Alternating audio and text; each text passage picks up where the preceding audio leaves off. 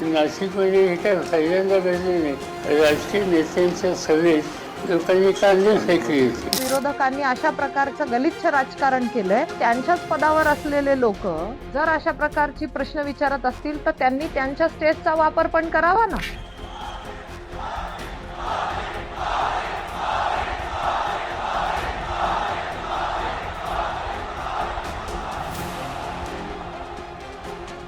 हा व्हिडिओ आहे नरेंद्र मोदींच्या नाशिकच्या सभेमधला. मोदींची महायुतीचे उमेदवार हेमंत गोडसे, भारती पवार यांच्यासाठी नाशिकच्या पिंपळगाव येथे सभा पार पडली.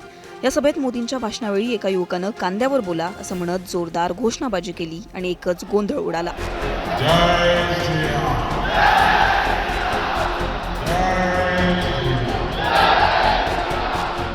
या युवकाला पोलिसांनी ताब्यात देखील घेतलं.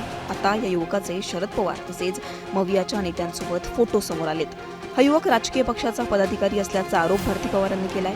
शरद पवारांनी सुद्धा नाशिकच्या या गोंधळावर प्रतिक्रिया दिली आहे. मोदींच्या सभेत घोषणा करणारा हा युवक नक्की कोण आहे? त्याचा शरद पवारांच्या राष्ट्रवादीशी काय संबंध? शरद पवारांनी यावर काय म्हटलंय? भारती पवारांनी यावरून काय आरोप केलेत? जाणून घेऊयात या व्हिडिओच्या माध्यमातून.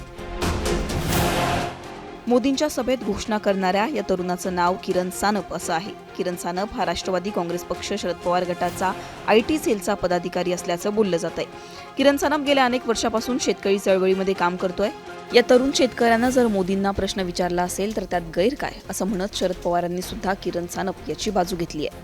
शरद पवार नक्की काय म्हणालेत पाहूयात. काही केलं असेल या जिल्ह्यातच नाही, धुळे, नाशिक, पुणे, सातारा या सगळ्या ट्रॅकमध्ये कांद्याचा इश्यू आहे का नाही? आणि या भागातल्या शेतकरी कांद्यावर अस्वस्थ आहे. आणि प्रधानमंत्री येऊन काही बोलत असतील आणि त्या विचाराला टच करत नसतील तर साहजिकच कोणतरी विचारणार. नाशिकमध्ये हे काय पहिल्यांदा घडले नाही. मला आठवतं की नाशिकमध्ये राजकीय नेत्यांच्या सभेत लोकांनी कांदे फेकले होते. याच नाशिकमध्ये त्यामुळे लोक इथं जागरूक आहेत आणि त्यांचा इश्यू जेणे नाही. दरम्यान भारती पवारांनी देखील यावर भाष्य करत विरोधकांवर टीका केली आहे. हा तरुण राजकीय पक्षाचा पदाधिकारी आहे. प्रसिद्धीसाठी व्यासपीठ वापरत असाल तर ते गलिच्छ आहे. अशा प्रकारच्या राजकारणाची नाशिक जिल्ह्याला सवय लावू नका असं म्हणत भारती पवारांनी विरोधकांवर हल्लाबोल केलाय. मला असं वाटतं की संबंधित व्यक्ती कुठल्या राजकीय पक्षाचे आहे, कुठल्या पदावर आहे, आणि जर असं आहे तर ही लोकशाही आहे. तुम्ही लोकशाहीच्या मार्गाने ही लढाई लढली पाहिजे. आम्ही जसं आमची भूमिका आमच्या स्टेजवर मांडतोय, आमचं जे म्हणणं आहे आम्ही जनतेसमोर प्रामाणिकपणे ठेवतोय, नम्रपूर्वक ठेवतोय. तुम्ही मात्र ही पातळी कुठेतरी घसरवल्याचं काल निदर्शनास आलं. विरोधकांना आत्मविश्वास राहिलेला नाहीये. विरोधकांनी अशा प्रकारचं गलिच्छ राजकारण केलंय की त्यांच्याच पदावर असलेले लोक जर अशा प्रकारची प्रश्न विचारत असतील तर त्यांनी त्यांच्या स्टेजचा वापर पण करावा ना.